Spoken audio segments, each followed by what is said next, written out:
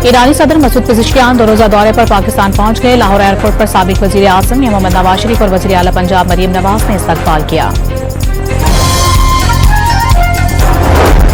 ईरानी सदर कल इस्लामाबाद में सदर और वज़ीर आज़म समेत अहम शख्सियात से मुलाकातें करेंगे। वफाकी दारुल हुकूमत को खैर मकदमी बैनर्स और दोनों मुल्कों के परचमों से सजा दिया गया है। वज़ीर इत्तलात अता तारड़ ने दौरा इंतहाई अहमियत का हामिल करार दे दिया।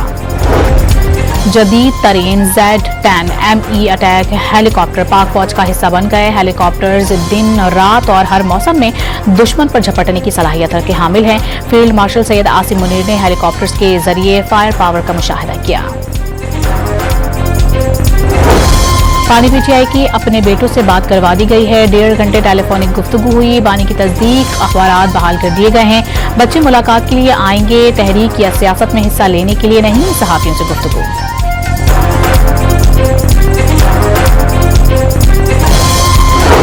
बानी के बेटों ने पाकिस्तान के वीजे के लिए दरखास्त दे दी। एक बेटे का नाइकोब गुम हो जाने पर वीजे की दरखास्त देना पड़ी। अलीमा खान की गुफ्तगू, बेटे वालिद से मिलना चाहते हैं तो शौक से आए, कोई नहीं रोकेगा। आज़वा बुखारी की यकीन दहानी।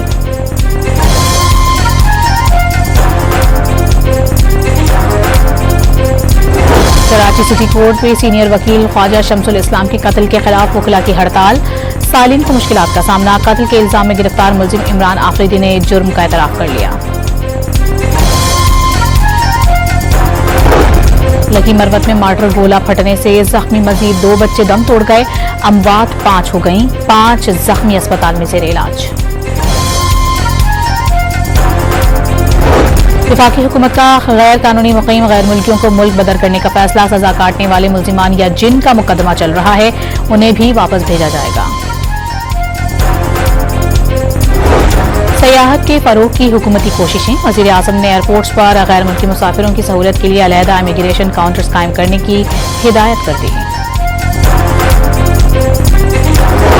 कराची के इलाके कोरंगी में कैश वैन लूटने वाले 2 मुल्जिमान धर लिए गए। लूटे गए 97 लाख में से 34 लाख रुपए बरामद।